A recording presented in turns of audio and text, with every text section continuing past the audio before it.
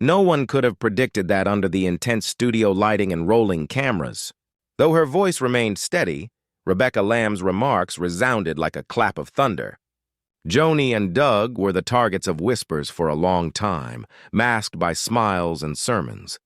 However, in a surprising live moment, Rebecca revealed her revelations stunned the Daystar audience to their core. This wasn't insinuation. The statement was accurate. Echtzeit, unfiltered, and irretrievable. It began in the same way as any other Daystar program. Enormous lights, perfectly coiffed smiles, and the solace of watching loved ones on television. What changed, though, was that day. Rebecca Lamb, who is normally reserved and quiet, said something that would alter the course of events. She spoke with confidence, but the truth was underlying her voice, was too heavy for anyone to disregard. The idyllic portrayal of the Lamb family started to crumble at that same moment. They were considered Christian nobility for a long time, the household that spread the gospel of togetherness, compassion, and honesty. While filming, they appeared unwavering, a personification of trust. Contrary to appearances, Rebecca had a dark past that she was compelled to conceal behind masks of silence and smiles. She and her husband, J.W., were asked to sign a non-disclosure agreement. That was the first step. The plan all along was for it to be mundane, a simple measure to safeguard the ministry. However, Rebecca came to understand over time that it wasn't solely about safeguarding the ministry. Secrets were being shielded. Nothing in the NDA related to contracts or finances was off limits. I'd inquired about their private lives, sternly telling them not to mention anything that happened behind closed doors. Those comments lingered in Rebecca's mind whenever she considered being honest. Keep silent or perish. Attempting to believe it was true, she did so first. She rationalized her silence as an act of devotion, reasoning that it was her religious obligation to maintain a pristine reputation for her family. However, the more she remained silent, the heavier it grew. As she looked about, she saw things that went against her upbringing, times that caused her to doubt all she believed. As she pondered the possible rule of their empire by the same faith that had founded it, she couldn't help but think of her father's sermons on love and truth. Thereafter, in 2021, her father passed away. As soon as changed, their family had been built upon Marcus Lamb, the one who could convince everyone that faith might be a unifying force. The scales fell in his absence. After he passed away, Rebecca made an effort to stay powerful enough to maintain her smile for the cameras and her mother's comfort. However, she sensed her world crumble beneath that camera-ready front. Confusion replaced grief, and a prison of quiet became apparent. On the day when Joni's mother started seeing Dr. Rebecca made an effort to be encouraging to Doug Weiss, a man the family had known for a long time. It was her hope that her mother was merely trying to find solace in the wake of her tragedy. However, Rebecca's heart hurt at the rapidity with which their relationship blossomed into something more. Everyone thought it was a romance. It came too quickly for her, a revised version of a chapter that was still mourning. As she watched the story play out on social media, seeing happy images and positive interviews, it was as if her father's memories were slipping away. In order to understand what was going on, she wanted to speak to her mom. But every effort was met with discomfort. They became farther apart the more she sought to comprehend. Her mother had seemingly constructed further barriers. There was no space for Rebecca's inquiries within those walls. With that, she regained her ability to remain silent. This time, it's due to emotional distress rather than a contract. The veil of secrecy that had shielded her loved ones from harm was now tearing them apart. No matter the consequences, Rebecca knew deep down that the truth she held would have to be revealed at some point. Things inside the Daystar universe started to feel different after her father passed away. In the familiar halls where laughter and family gatherings had resounded, unusual, heaviness-laden quiet. The studio lights had made Rebecca Lamb feel like an outsider in her own house, even though she had grown up there. She couldn't help but think of her father whenever she visited the ministry she had helped establish, whether it was the camera angles, the sermons, or the prayer broadcasts. Having said that, the tranquility and stability had vanished. Something new also started to sprout up in the void he created. Distancing oneself, uneasiness, and tension. Rebecca made an effort to do the right thing at first. She prayed on during interviews while smiling, her father's death, and offered words of consolation to the audience. In her mind, she was standing firm for the sake of her mother, her siblings, and the ministry. Something inside her, though, was crumbling beneath those grins. Loss is an enigmatic emotion. In addition to melancholy, it causes perplexity. Everything, even your beliefs, becomes questionable in the face of that. Every time Rebecca entered the studio, her bewilderment only grew. That was formerly warm and welcoming, but is now chilly, empty, and scripted. In an effort to preserve the Daystar machine, her mother, Joni, made efforts to maintain momentum. The cameras were rolling non-stop. Never once did the shows stop. Rebecca, though, took note of the shifts. Dr. Doug Weiss, a counselor and well-known figure in Christian circles, began to spend more time with her mother. Weiss had been there for the family many times when circumstances were tough. Initially, Rebecca didn't give it much thought. She thought her mom had just required a sympathetic ear, someone who could relate to the type of tragedy they had all endured. On the other hand, things started to change gradually. There were more images of Joni and Doug in a joint setting, more of them making an appearance side by side, and more of their grins seeming different. Afterwards, the posts regarding a new beginning, love and faith. Such a short time after Marcus passed away, everyone thought it was a healing miracle. Yet something essential seemed to be being wiped too rapidly to Rebecca. As she perused the online remarks, hearing others commend her mother for her bravery in falling in love again. Still, Rebecca felt little more than a subtle pain in her chest. Jealousy wasn't it. It was not fury. It was the helplessness she felt while she saw her world fall apart around her. As the sun set, she made an effort to communicate with her, told my mom about it. Her voice was soft and she was careful with her words. "Mom," she whispered, "are you certain this is the correct moment?" However, Joni's expression turned icy as she averted her gaze. She continued, "You don't understand. You haven't lived what I've lived." Her tone became harsh. "While I've been here alone, you haven't."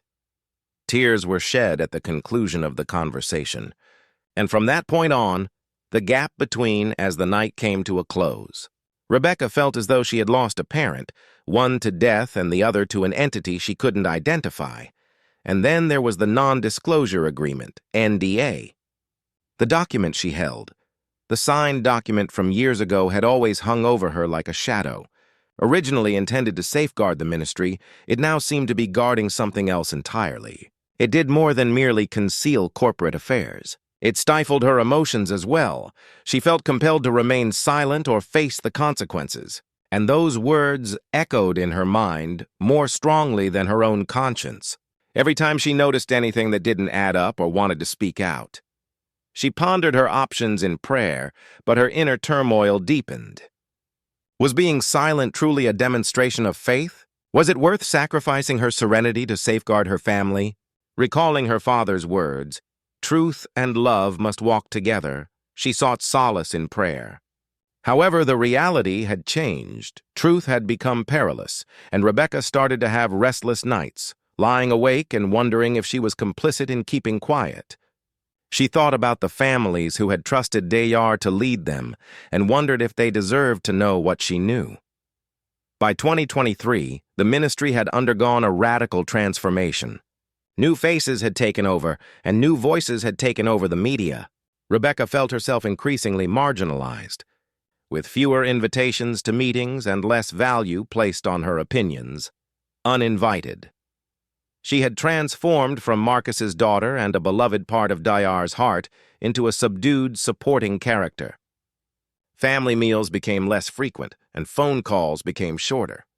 It felt as though expressing her truth, or even considering it, would cast her out entirely. In early 2024, however, all of that changed. As Rebecca perused the morning news, a headline caught her attention. "Texas passes Trey's law." Without giving it any thought, she clicked on the link. The story went on to explain that under this new law, non-disclosure agreements, as she read it over and over, her pulse raced, and her tears made the words blurry. She had longed for freedom, for a sign that she could finally tell the truth without fear of retaliation, for years. Now agreements could not be used to conceal abuse or wrongdoing. There it was. The law had changed, and the contract that had kept her silent for so long had no force anymore. That night, Rebecca and her husband J.W. sat at the kitchen table in the dark, with only the small lamp on. On the table, interspersed among them were reams of papers, duplicates of the non-disclosure agreement, notes written by hand, and prayers that she had composed but never spoken aloud. "There's no turning back," J.W. whispered. As she muttered to him, "I know," Rebecca glanced at him through her tears and said, "But I can't live like this anymore." They pressed their hands together and prayed, their voices quivering, for God to grant them bravery, knowledge, and peace. At that same moment, Rebecca felt a change within herself. A thawing of her long-suppressed fears occurred to her as she came to understand that speaking out was not a form of rebellion, but of obedience.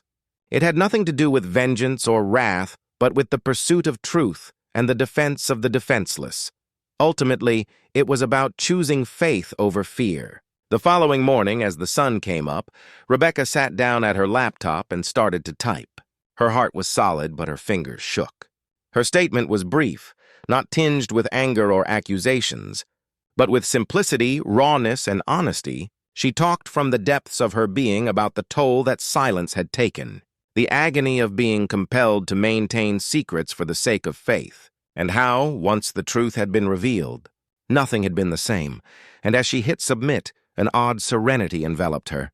The burden that had weighed her down for so long finally lifted.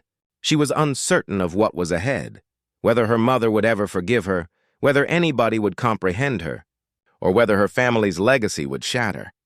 Not because everyone was staring, but because she mustered the strength to come out of hiding. The stillness that had held her captive had been shattered, and in its stead, she felt liberated. The first time she had felt that since her father had passed away. She hadn't had peace in a long time until Rebecca Lamb hit post. She assumed maybe some close friends or a small group of followers might see it. Little did she know that within hours later, her subtle admission would blaze across the web like wildfire. The message was brief, penned in her steady, serene voice. It wasn't an attack. It wasn't laden with resentment or fury. It was just the truth. The tale of a woman who had spent years keeping quiet, sacrificing her own serenity to protect others. However, those few paragraphs held more power than she had anticipated. Initially, the response was sluggish. A few comments came in, messages of support, and people expressing their gratitude to her, much for their courage. However, the story started to gain traction when someone tweeted about it. A Christian news outlet then took it up.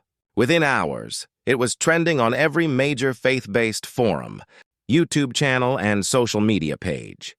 An article headlined, "The Daystar Daughter Speaks Out," describes Rebecca Lamb's decision to end her silence. Some said it was long overdue, while others couldn't believe the most well-known Christian family in the United States was Rebecca found herself in the midst of an unbelievable scandal. The first day was a complete blur as her phone rang nonstop with calls, texts, and emails.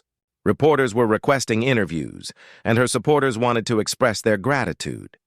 Everyone was out to get her, and she felt their wrath with each browser refresh. Suddenly, she'd see messages like, "You're so brave. Your honesty is really appreciated." Said, "How on earth could you act so callously toward your loved ones?" Daystar descended into anarchy as longtime supporters started to doubt. Board meetings became tense, and phone lines were lit up with contributors wanting answers. The deluge of voices was overwhelming, and while she had anticipated opposition, nothing could have prepared her for the weight of it. Staff members murmured in the halls, confused about what to believe. Others remained silently at Rebecca's side, giving her messages of support that they were reluctant to make public. And yet others kept their distance, terrified of being demoted or fired. Ministry. Suddenly, the once untamed Lamb family name was plastered all over gossip sites and news channels. Joni's response was abrupt and distant. On the night the story broke, Rebecca attempted to call her mother in the hopes that they could have a brief conversation. But no one picked up the phone. After what seemed like an eternity, she finally got a text message that said, "I'm praying for you." No warmth, no love, just those 4 words. despite Rebecca's awareness that it was likely the sole something her mom could get up the courage to say, and it stung. She held her phone to her ear as she sobbed uncontrollably at her kitchen table. This had been her lifelong goal. The liberation of finally speaking one's mind rather than the mayhem and din. Still, she felt nothing except sadness at that very moment. In a single night, the web split in two. Among Christians, half of them praised her bravery. One group warned that she was a threat to society. Not all pastors gave her props for calling out hypocrisy in seemingly flawless institutions. Others said she was being used by the enemy to dismantle God's work because she was bitter and led by her anger. And viewpoint was offered on every talk show. Her words were dissected by every YouTube channel. Her accusers said she was making things up.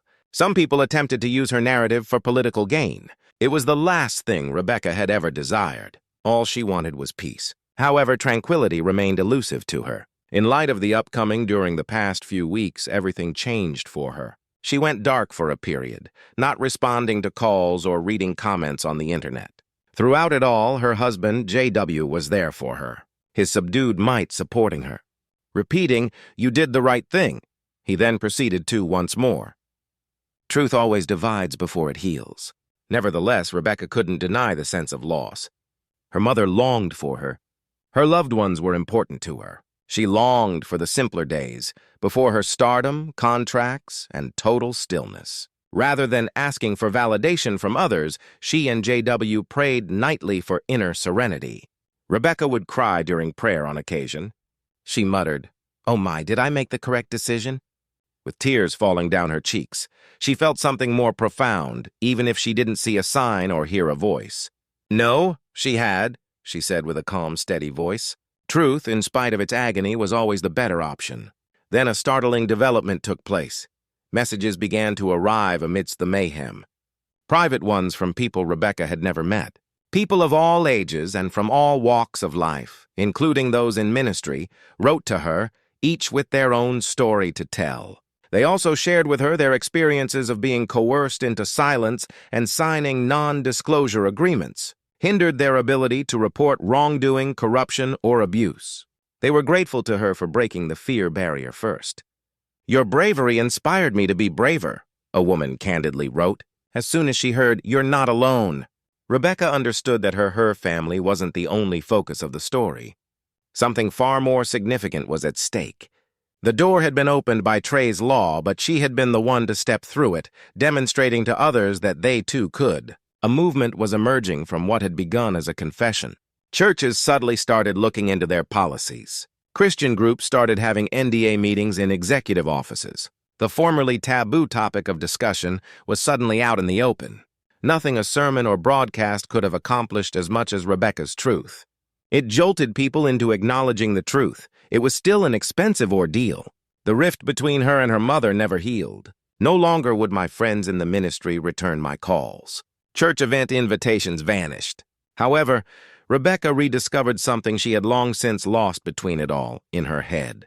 Having overcome her fears, the woman now stood firmly in her faith. She was unaffected by the presence of photographers or cheers. There was no one she had to show her value to. At last she was at rest. That sort of thing originates from a place of solace, but the genuine kind.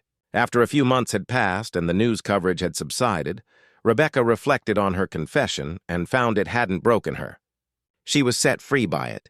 After much anticipation, the storm had finally arrived. Yes, but it had also removed the falsehoods and put her on firm ground. Scars were still visible on her body, but they no longer brought her humiliation. In other words, they proved that life had been sustained. Revolt and vengeance were not themes in her narrative. It dealt with atonement, namely the kind that follows the decision to be truthful rather than afraid.